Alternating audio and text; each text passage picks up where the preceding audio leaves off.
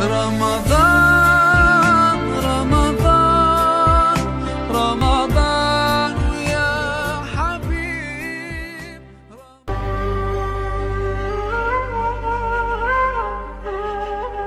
Assalamualaikum warahmatullahi wabarakatuh. Alhamdulillah wassalatu wassalamu ala rasulillah sayyidina wa habibina wa syafi'ina wa qudwatina maulana Muhammadin ibni Abdullah wa ala alihi wa sahbihi wa man walah. La hawla wa la quwata illa billahil aliyil azim.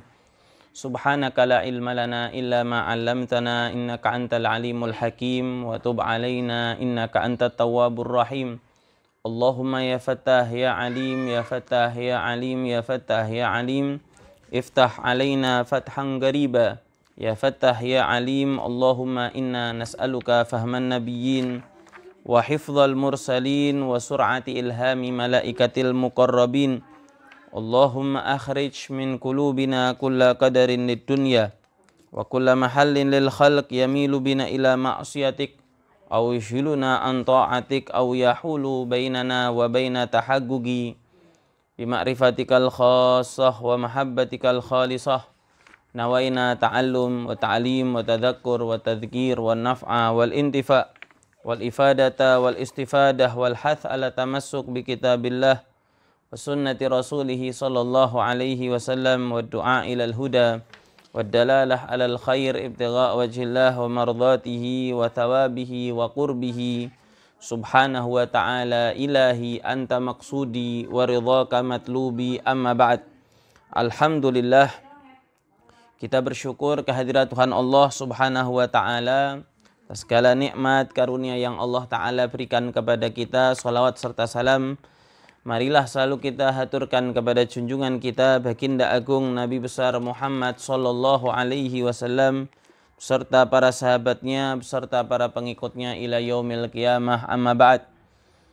Jamaah yang dimuliakan Allah, kita kembali di dalam kajian sejarah baginda Nabi Muhammad sallallahu alaihi wa ala alihi wa sahbihi wasallam bersama Al-Wafa bi Ahdillah Jawa Tengah DIY. Sampailah kita di dalam kajian sejarah baginda Nabi masa-masa sebelum kenabian baginda Nabi Muhammad sallallahu alaihi wasallam.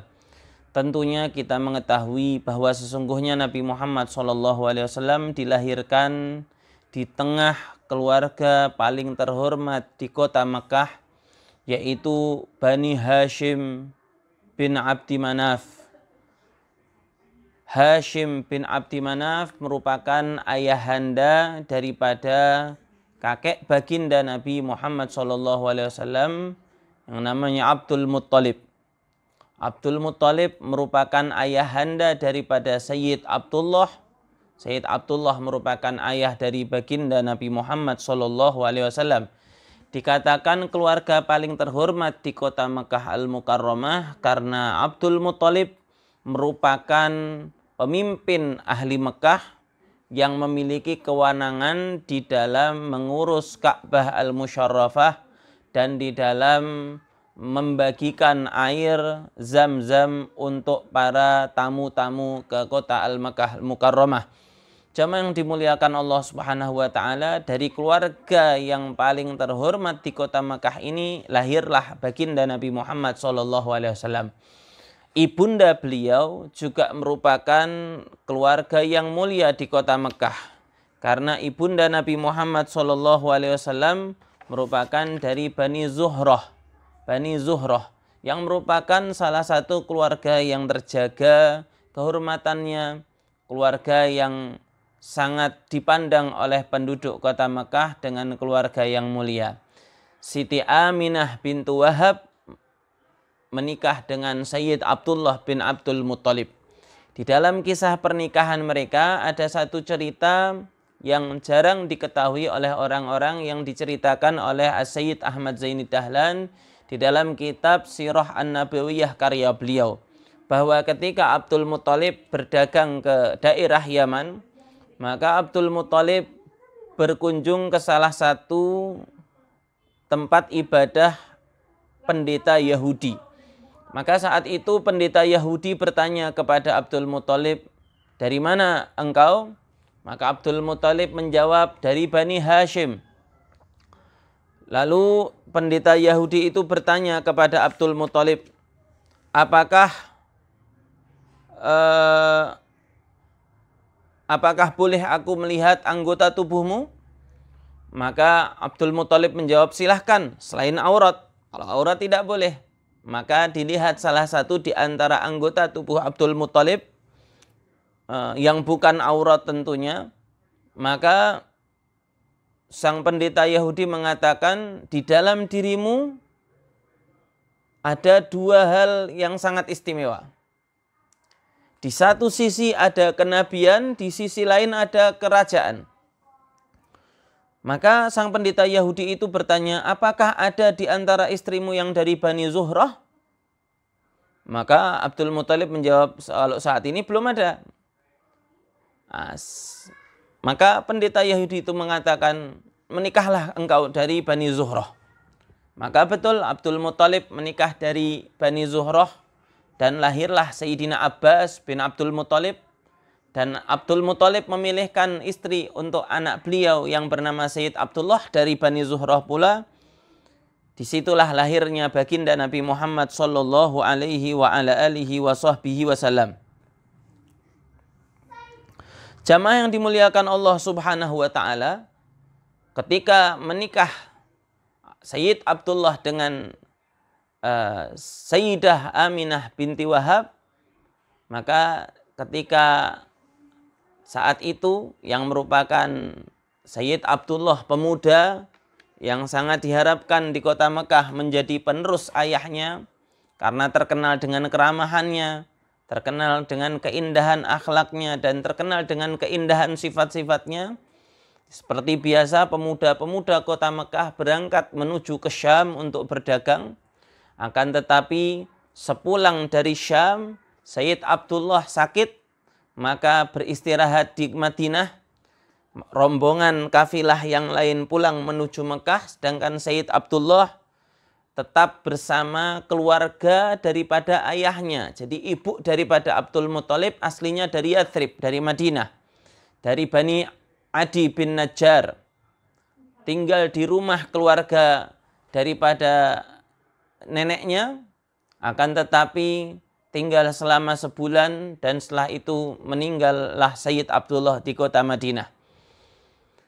Maka berita tersampaikan ke kota Mekah, seorang wanita yang masih sangat muda, sedang mengandung usia 2 bulan di rahimnya, ditinggal meninggal oleh suami tercinta. Beliaulah ibunda Nabi Muhammad SAW yang bernama Sayyidah Aminah binti Wahab. Akan tetapi Sayyidah Aminah tetap tegar menjaga kandungannya dan mendapatkan kabar-kabar bahwa sesungguhnya di dalam kandungannya merupakan manusia yang luar biasa. Kalau misalkan sudah lahir, maka namakanlah anakmu dengan nama Muhammad. Sayyidah Aminah binti Wahab mendapatkan ketika beliau mengandung tidak merasakan sakit sedikit pun, tidak merasakan keberatan sedikit pun, tidak merepotkan sedikit pun apapun kandungan ini terhadap dirinya. Sampai akhirnya ketika saatnya melahirkan, maka Sayyidah Aminah melihat banyaknya wanita-wanita di kamar bersalinnya yang tidak beliau kenal, yang sangat ramah membantu pelaksanaan melahirkan. Dan ketika Sayyidah Aminah melahirkan, dia melihat cahaya yang menerangi kamarnya, bahkan bisa menembus ufuk masyrik, menembus ufuk maghrib, ufuk barat dan ufuk timur. Maka beliau bertambah yakin kalau putranya ini bukanlah putra yang biasa. Setelah lahirnya Rasulullah SAW, maka Rasulullah sempat disusui oleh ibundanya, tentunya Sayyidah Aminah. Lalu beliau disusui oleh budak wanita daripada pamannya Abu Lahab yang bernama Thuwaibah al-Aslamiyah. Bahkan di dalam riwayat, Abu Lahab, paman baginda Nabi, setiap hari Senin diringankan azabnya oleh Allah Subhanahu wa taala karena kegembiraan Abu Lahab ketika lahirnya Nabi Muhammad sallallahu alaihi wa ala alihi wa sahbihi wasallam. Karena kegembiraannya itu, Abu Lahab memerdekakan budak wanita yang memberitahukan mengenai lahirnya keponakannya ini.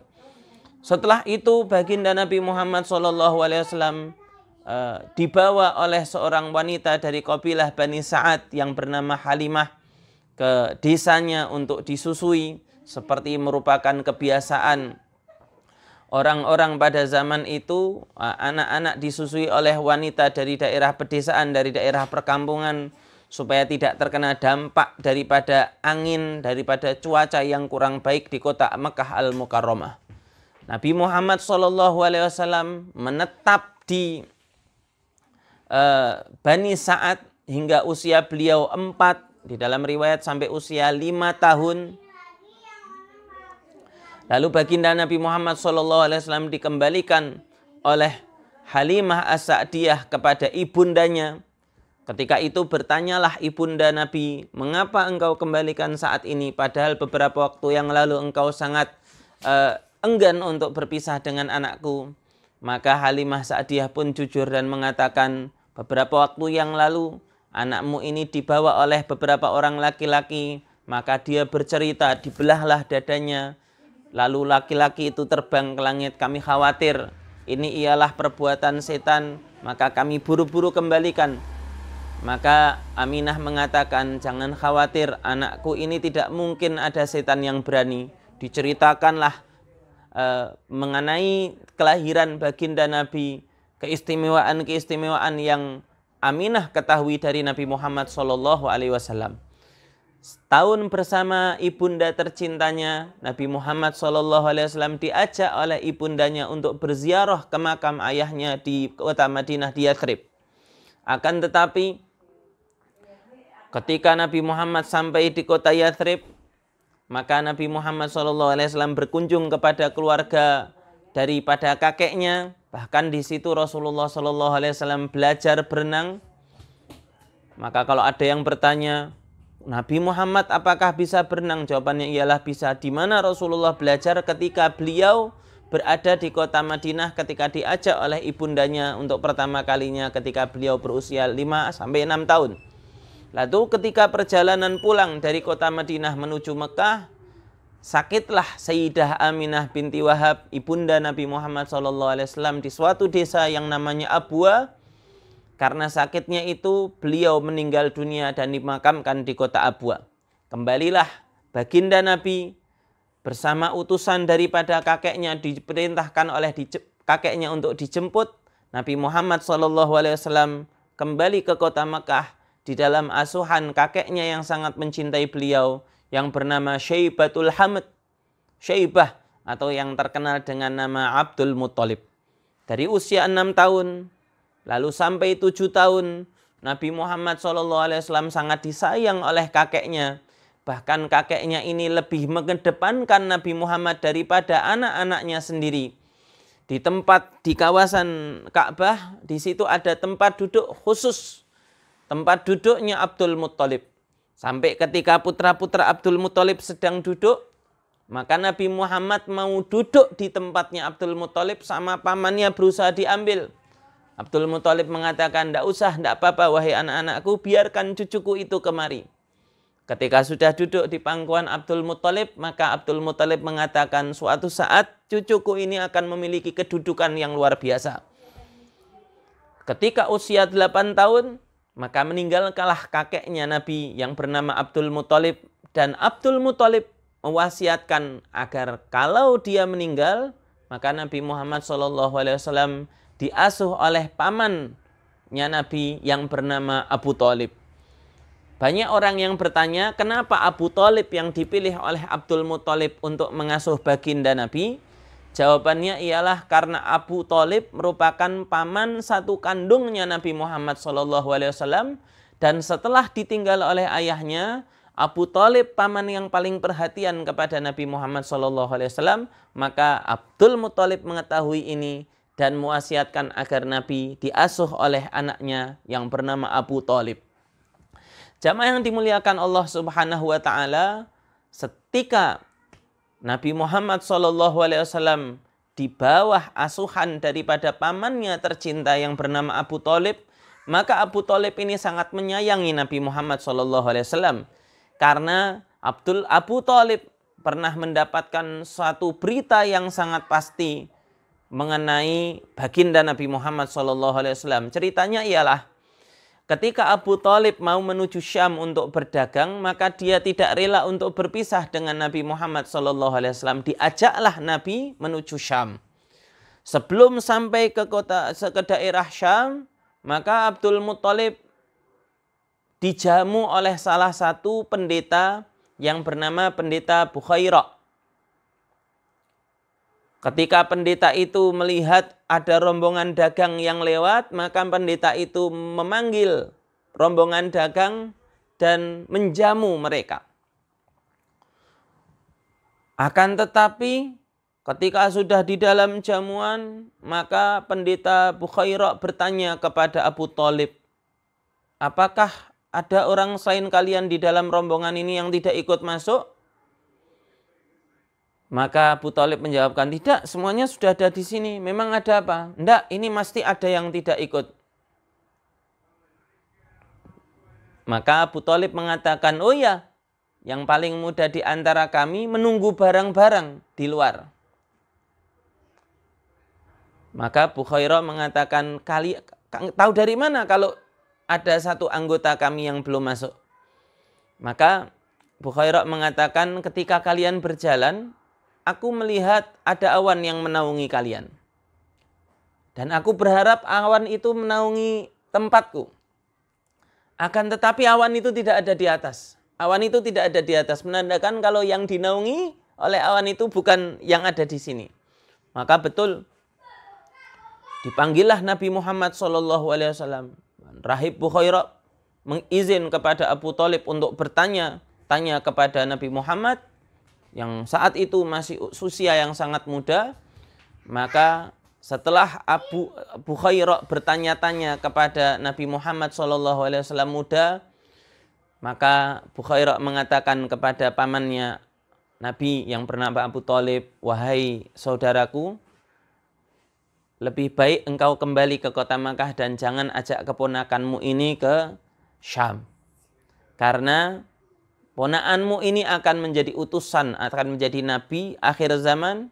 Dan kalau dia diketahui oleh pendeta-pendeta Yahudi, maka dia akan diburu dan dibunuh. Maka Abu Thalib pun mengajak Nabi Muhammad SAW kembali ke kota Mekah dan lebih memperhatikan mengenai keselamatan baginda Nabi Muhammad SAW. Nabi Muhammad SAW tidak pernah pun sekali-sekali menundukkan pandangan beliau, menundukkan wajah beliau ke hadapan berhala sama sekali. Baik ketika beliau masih kecil maupun usia remaja, tidak pernah melakukan suatu hal pun yang dilarang oleh Allah Subhanahu wa Ta'ala. Bahkan Rasulullah SAW mengatakan, tidak pernah aku menginginkan keburukan sekalipun, kecuali pada suatu saat ketika Rasulullah SAW bersama pemuda-pemuda saat itu ingin menonton suatu pertunjukan yang kurang baik, maka ketika beliau duduk langsung, beliau tertidur, bangun-bangun sudah siang, dilewatkan tontonan itu dan tidak pernah mengulanginya sekali lagi. Sallallahu alaihi wa ala alihi wa sahbihi wasallam. Berlanjutlah usia baginda Nabi Muhammad SAW ketika beliau menginjak usia 20 tahun, masih di dalam asuhan pamannya Abu Thalib. Sampai ketika beliau berusia 24 tahun, maka ada tawaran dari seorang saudagar kaya raya di kota Makkah Al-Mukarramah mengenai Nabi Muhammad SAW untuk membawa barang dagangannya ke daerah Syam. Saudagar kaya raya itu bernama Khadijah binti Khuwailid. Mendengar kabar mengenai kejujuran, mengenai akhlak dan budi pekerti Muhammad muda, maka Khadijah berkeinginan untuk menitipkan dagangannya agar dibawa Muhammad ke Syam. Maka kesempatan ini tidak disia-siakan oleh pamannya Abu Thalib, mengizinkan Nabi untuk berdagang ke Syam. Beserta Nabi Muhammad SAW, banyak di antara budak-budak dan pelayan-pelayan Khadijah yang menyertai Nabi Muhammad SAW di dalam berdagang. Ketika berdagang, Maka Nabi Muhammad SAW melaksanakan dagang dengan cara yang tidak pernah dilihat oleh para pelayan-pelayan itu. Maka ketika pulang, pelayan itu bingung. Bagaimana mungkin cara dagang yang aneh, cuman keuntungan yang berlipat-lipat. Maka bertanyalah Khadijah kepada pelayan-pelayan, bagaimana engkau ketahui Muhammad? Maka mereka mengatakan, kami tidak pernah mendapatkan orang yang engkau perintahkan untuk membawa barang daganganmu lebih baik daripada Muhammad. Dia dinaungi awan selama perjalanannya. Dia tidak pernah berbohong. Dia tidak pernah berkhianat. Berdagang pun dengan cara yang luar biasa. Dan bahkan keuntungan yang dibawa oleh Muhammad saat ini lebih daripada keuntungan-keuntungan yang sebelumnya. Maka mulailah tertarik Khadijah kepada Muhammad muda ini. Apalagi ketika Nabi Muhammad dan rombongannya pulang, Khadijah berada di atas rumahnya dan melihat bahwa rombongan dagangnya ini dinaungi oleh awan dan awan itu tepat di hadapan rumah Khadijah. Maka ketertarikan sudah ada di hati Khadijah kepada Nabi Muhammad SAW sampai akhirnya ketertarikan ini diungkapkan oleh Khadijah kepada sahabat beliau. Maka sahabat beliau ini mengatakan, kalau engkau mau, bagaimana kalau aku yang mengatakan kepada Muhammad mengenai ketertarikanmu dengan cara tentunya cara yang indah. Maka Khadijah pun menyetujuinya. Lalu berkatalah salah satu di antara sahabat daripada Khadijah kepada Nabi Muhammad SAW dengan menegur. Tentunya di kalangan orang Arab pada zaman itu usia 25 tahun belum menikah ialah umur yang sangat terlambat. Maka bertanyalah sang sahabat Khadijah kepada Nabi Muhammad muda, Muhammad, kapan kamu menikah? Kamu ini sudah usia seperti ini, kenapa belum menikah? Karena Nabi Muhammad SAW menjawab, aku belum punya cukup biaya untuk menikah. Maka sahabat Siti Khadijah bertanya kepada, kalau misalkan ada wanita yang siap untuk mencukupi pernikahanmu dan dia mau menikah denganmu, apakah engkau mau? Maka Nabi Muhammad SAW bertanya, siapa wanita yang seperti itu? Temanku Khadijah, kalau engkau mau, aku akan jodohkan engkau dengannya. Maka mendengar nama Khadijah, Nabi Muhammad mengatakan, aku akan rembukan terlebih dahulu kepada pamanku. Setelah rembukan dengan pamannya Abu Thalib, dan Abu Thalib pun menyetujui perkara ini, maka Nabi Muhammad menyampaikan, aku mau kalau memang orang itu ialah Khadijah. Maka akhirnya disampaikan kepada Sayyidah Khadijah radhiyallahu taala anha, terjadilah rembukan antara dua keluarga. Nabi Muhammad SAW bersama pamannya Abu Thalib melamar Khadijah bersama keluarga Sayyidatuna Khadijah di rumah beliau. Dan terjadilah ikatan pernikahan antara baginda Nabi Muhammad SAW yang saat itu berusia 25 tahun dengan Sayyidatuna Khadijah binti Khuwailid radhiyallahu taala anha yang saat itu berusia 40 tahun. Sayyidah Khadijah binti Khuwailid radhiyallahu taala anha merupakan wanita terhormat di kota Mekah. Beliau sudah berulang kali dilamar oleh punggawa-punggawa kota Mekah, akan tetapi ditolak oleh beliau. Beliau memiliki gelar At-Tahirah Az-Zakiyah, wanita yang suci, wanita yang bersih, karena mulianya sifat beliau, mulianya akhlak beliau, gemar membantu orang lain. Allah Ta'ala pilihkan kepada Nabi Muhammad SAW seorang wanita yang mulia, yang sangat cinta kepada beliau SAW, yang tidak pernah segan dan enggan untuk berjuang di samping baginda Nabi Muhammad SAW. Di dalam mahligai pernikahan yang sangat indah ini, lahirlah putra-putra Nabi. Salah satunya ialah Al-Qasim, lalu lahirlah Zainab, lahirlah Ruqayyah, lahirlah Ummu Kulthum, lahirlah Fatimah, lahirlah Sayyid Abdullah. Di dalam mahligai pernikahan keluarga yang sangat indah ini, Nabi Muhammad SAW mengelola keuangan Khadijah, perdagangan Khadijah, dan bertambahlah keuangan beliau. Keluarga yang sangat indah, keluarga yang sangat nikmat, keluarga yang terhormat, Yang laki-laki terkenal dengan akhlak mulianya, budi pekertinya. Yang wanita terkenal dengan ketulusan dan kebaikan hatinya. Sampai pada suatu saat terjadi satu kejadian, terjadi wabah banjir, robohlah Ka'bah al-Musyarrafah karena dahsyatnya banjir ini. Setelah robohnya Ka'bah, maka sepakat orang-orang Quraisy untuk membangun Ka'bah kembali. Akan tetapi dengan syarat harta yang dikeluarkan untuk membeli bahan bangunan merupakan harta yang paling bersih dari mereka. Tidak ada bohong, tidak ada khianat, tidak ada kezaliman. Maka terkumpullah harta tersebut untuk membangun ulang Ka'bah. Sampai ketika Ka'bah sudah terbangun, maka mereka bingung siapa yang paling pantas untuk meletakkan Hajar Aswad kembali pada tempatnya. Sampai tercetuslah suatu saling iri, saling ingin untuk meraih kedudukan ini. Setiap suku, setiap kabilah, setiap bangsa, setiap anak cabang dari keturunan Quraisy merasa berhak untuk mendapatkan kemuliaan ini. Sampai mereka hampir berperang untuk merebutkan posisi yang meletakkan Ka'bah kepada tempatnya. Saat itu salah satu tetua mereka berkata, apakah kalian mau menuruti aku? Maka orang-orang berkata, daripada kalian berperang dan tumpah darah, ikutilah aku, turutilah aku. Maka mereka berkata, ya sudah kami menurut dengan apa yang kau katakan. Siapapun yang pertama kali masuk dari pintu Babus Salam, maka dialah yang akan mendapatkan kemuliaan ini.